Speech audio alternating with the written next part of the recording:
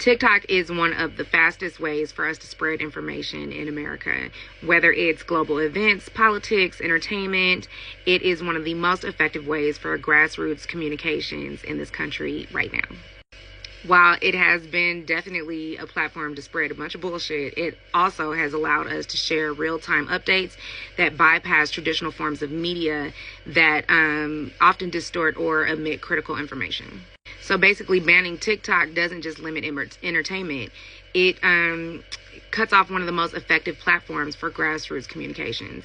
So while the current narrative is that it's a threat to national security, shutting down TikTok is really a major blow to free speech and independent communication. So while the presidency and Congress fixates on shutting down TikTok as a way of protecting national security, one thing that they're ignoring is the fact that there are about 80,000 homeless people on any given day in the country, and yet there are 16 million empty homes. And that means that there are about 20 empty homes for each houseless person in the country. That's problematic because the government has used our tax dollars more than once to bail out these banks who otherwise would have failed, and to save them while they hold on to these properties and essentially make sure that they perpetuate our houselessness problem because they're waiting to be paid for people to access homes. This problem is exacerbated by cities spending millions of tax dollars on spikes on windowsills, benches you can't lay down on, and things like sprinklers and stuff to drench homeless people who are laying on the ground. So instead of solving the problem, which we could do and it would actively cost us less money, we invest on criminalizing the poor. And let's be clear, homelessness destabilizes families, increases mental health issues, increases crime, and I don't understand for the life of me how that is not a national security concern. Another pressing issue that we are experiencing is healthcare. An interesting fact is that in 2024, or was it 2023, 30,000 people died waiting on their Social Security benefits to be processed. That's problematic because our Social Security taxes are taken out of every single check. There is no waiting process for that. These are entitlements for people when they become disabled or retired so that they, can pay bills and live and take care of essentials while they're, in the later years of their life or experiencing a disability. So it's unacceptable that they have these excessive processing times and people are actually dying while waiting on receiving benefits that they're supposed to be entitled to. And when I say excessive wait times, they can take over 400 days, so longer than a year. So people are sitting there being evicted, not having anything to eat, unable to pay bills and things like that. And they don't have employer-funded retirement programs like they used to back in the day, with the rising cost of living, with inflation and stagnant wage increases. People are barely able to purchase their 401ks, barely able to fund them, and barely able to learn how to maneuver inside the stock market to invest, to make money to put aside for this rainy day. Not to mention that the United States spends more on healthcare than any other advanced nation in the world, and we literally receive less for what we pay.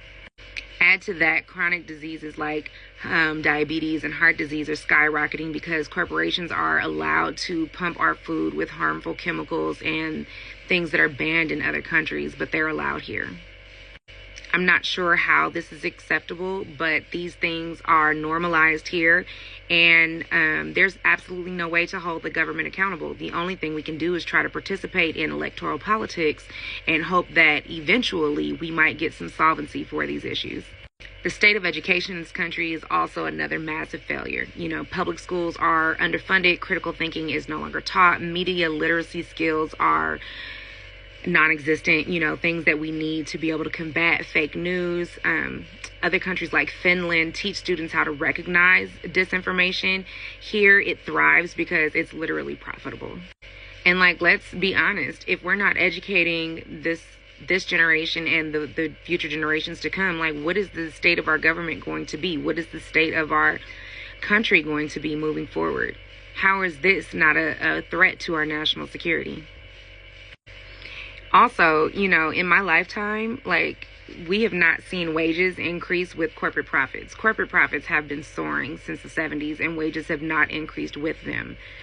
So the middle class is shrinking, if not completely gone. And at this point, that is security issue. You know, desperation breeds instability. You have people who work full time, who work multiple jobs, and they're unable to afford rent, bills, and their prescriptions, and, you know, transportation to and from work. Never mind enjoying life. We also, like Tupac said, got money for wars but can't feed the poor. We can't even invest in our own infrastructure. We have bridges collapsing while people are driving on them. We have multiple cities in the country that do not have clean water. We have multiple recalls because our food is not being inspected properly. E. coli outbreaks every other month, recalls on chicken and things like that. Like, we're not safe in our own country when we're supposedly have organizations that are set up to have checks and balances to keep us safe. And I don't understand how these are not national security threats. To add insult to injury, while we suffer as American citizens, corporations are raking in billions of dollars. Oil companies get massive tax breaks, even though their practices fuel climate disasters. And I know that, you know, climate change is a massive issue people like to debate about, but the fact that climate change is happening, I mean, look at what's going on. There's, let's see, rising global temperatures, increased frequency of extreme weather events, melting polar ice caps, ocean warming and acidification, global climate refuge, national security risks. Like, all of these things are happening, and, you know, people are in straight denial of it, but it's factually not disputable. At the end of the day, the government is claiming that banning TikTok is all about national security concerns, but the real threats to our security are not coming from China, they're coming from within. Our healthcare system is broken. Our housing system lets millions of people live on the streets while houses sit empty. Our education system leaves people in debt and vulnerable to disinformation. Mass media amplifies the voices of billionaires while silencing us. Like, banning TikTok doesn't fix any of these things. All it does is distract us from systemic failures, from growing inequality, from a government that consistently chooses corporations over people. You know, if we want real security, we need to hold them accountable and demand better. Unfortunately, the changes that we need are not going to happen overnight. We have to demand policy changes. That's, you know, the wheels of justice turn slowly on that. We have to support grassroots movements. A lot of people are already out there doing the work. They merely need our support. And unfortunately, they need some dollars from us because the government is not giving them money to do the work for us. We have to vote strategically. A lot of the times we can't even get on the same page about how to fix the country, so it's very difficult for us to do that. But we need to start researching these candidates and be really honest about their goals and how they're going to work to try to fix these things instead of like pointing the fingers at one another. And we have to advocate for media accountability. Like, we need to realize that a lot of these media platforms are owned by a few different companies, and we need to make sure that they're accountable to like being the watchdog that media was originally intended to be, instead of like being bought out and just selling us the narratives that these rich people want them to sell us. You know, and the other thing about it is we're not all going to get along. So we need to build coalitions so that there is a space for everybody and we can recognize collective power. The coalitions will give us the ability to fight together, and, you know, there's strength in numbers. Also, boycotts. You know, we need to hold corporations accountable, and they only change when their profits are affected. So, like, hit them in the pockets, you know.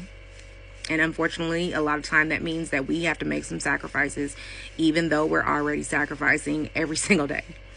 And knowledge is power. You know, if your strength is making videos, make videos. If your strength is writing articles, write articles. But we need to educate ourselves and then take it upon ourselves to educate one another, continue to have these conversations and empower one another to take action.